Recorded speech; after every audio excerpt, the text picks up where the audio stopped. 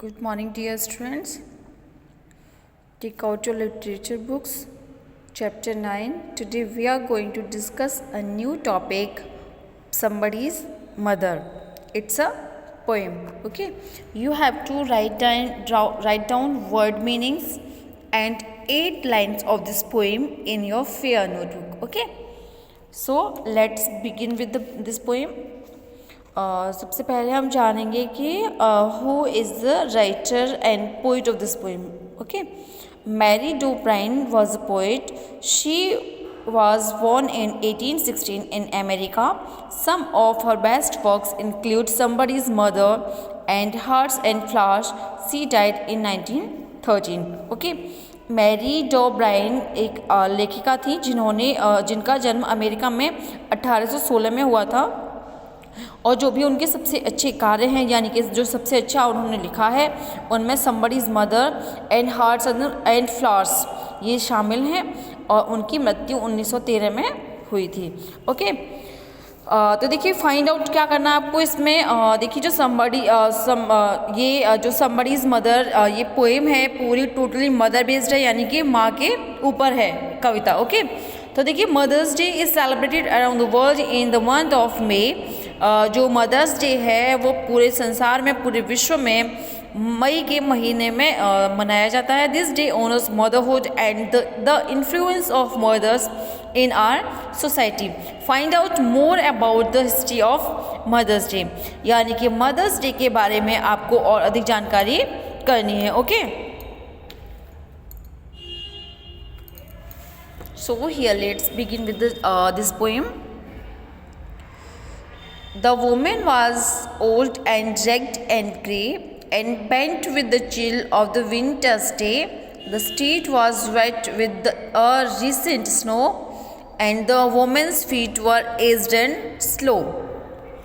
तो देखिए इस पहले स्टेंचा में जो पोइट है हमें वो ये बताना चाह रही हैं कि जो महिला है, देखिए इस पिक्चर में आपको दिखाई दे रहा है, जो महिला है बूढ़ी है, उसके कपड़े फटे हुए हैं और वो वृद्ध है, उसके बाल सफ़ेद हैं, उसकी कमर झुकी हुई है और सर्दी का ठंडा दिन है और गली में हाल ही में बर्फ़ पड़ी है, यानी कि recent snow.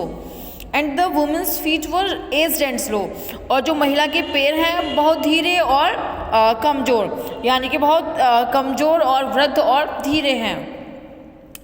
She stood at the crossing and waited long alone uncared for amid and throng of human beings who passed her by, nor heeded the glance of her anxious eyes. तो देखिए वो वहाँ पर crossing पर बहुत देर से इंतज़ार कर रही है, बहुत देर से खड़ी हुई है, अकेली, डरी हुई, सहमी हुई, और मतलब सारे जो लोग हैं वहाँ होकर गुजर रहे हैं, लेकिन कोई भी उस बूढ़ी महिला पर नज़र नहीं दे रहा है, ध्यान नहीं दे रहा है, जबकि वो उत्सुकता की नज़रों से सबकी तरफ देख रही है मदद के लिए.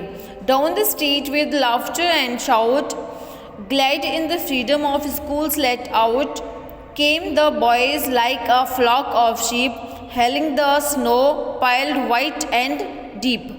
ओके, यानी कि डाउन द स्ट्रीट गली में नीचे शोर हो रहा है, बच्चे चिल्ला रहे हैं, हंस रहे हैं और स्वतंत्रता के साथ स्कूल से बाहर निकल रहे हैं, यानी कि छुट्टी होने के बाद ऐसा लग रहा है बच्चे की जैसे कि स्कूल से आज़ाद होकर भाग रहे हों.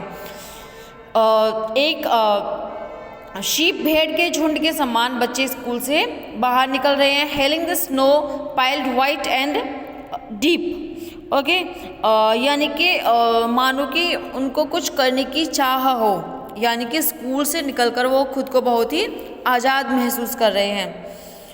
Past the women so old and grey, hastened the children on their way, nor offered a helping hand to her, so meek, so timid, afraid to stir.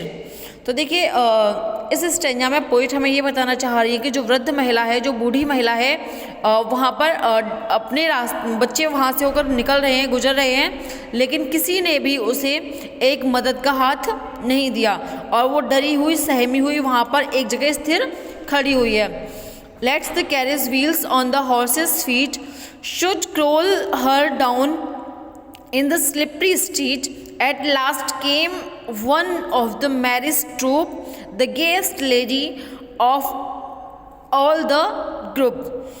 तो देखिए वहाँ पर जो हॉर्स कार्ट है वो निकल के जा रही है, उसकी आवाज़ आ रही है और ऐसा डर, मानो ऐसा डर प्रतीत होता है कि कहीं वो जो बूढ़ी वृद्ध महिला है उस स्लिपरी स्ट्रीट यानी कि उस फिसलने वाले रास्ते में कहीं खुद को गिरा न ले, कहीं गिर न जाए।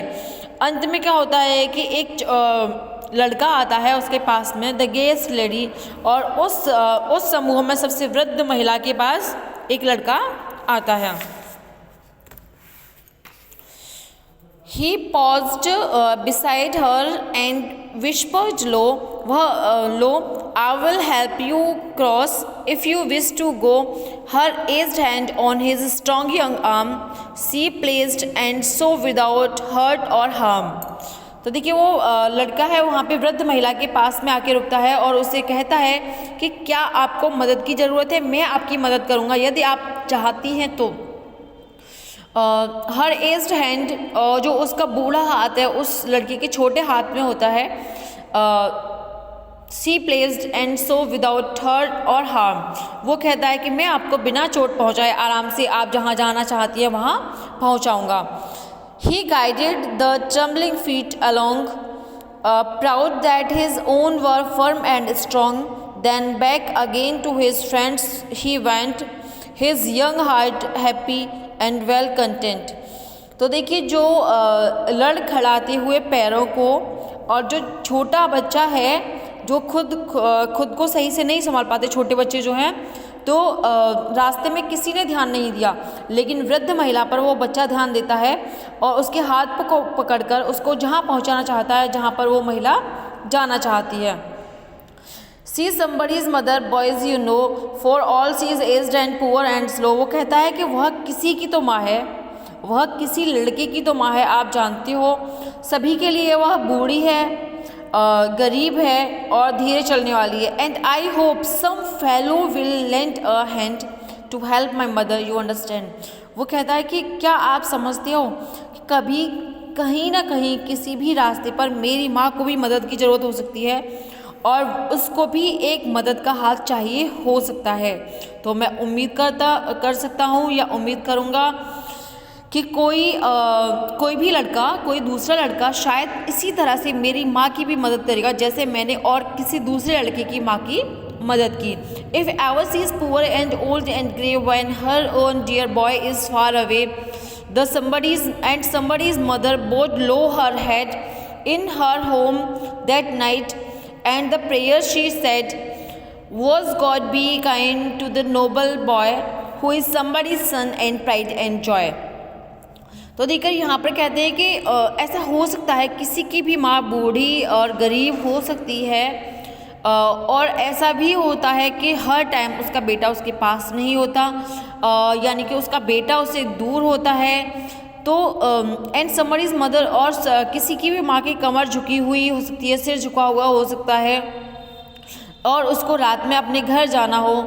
तो देखिए क्या होता है कि वो जो माँ है जिसको उस लड़के ने उसके घर सुरक्षित पहुँचाया, वो अपने घर में पहुँचकर रात में प्रार्थना करती है, भगवान से प्रे करती है कि भगवान उस श्रेष्ठ लड़के के लिए दयालु रहना, उस लड़के पर दया करना जो और किसी का बेटा है और किसी का गर्व है और किसी की खुशी है जिसने मुझे सुरक्षित मेरे घर पहुंचाया। ओके, आई होप आपको चैप्टर क्लियरली समझ में आ गया होगा। एक लड़का जो एक वृद्ध महिला की मदद करता है जब कोई भी उसकी तरफ ध्यान नहीं देता और उसको मदद के लिए हाथ नहीं आगे बढ़ाता। ओके, 8 लाइन्स आप पोएम की लिखेंगे, वर्ड मीनिंग्स लिखने हैं, and also try to find out the answers of these questions. Okay, till then take care, bye bye.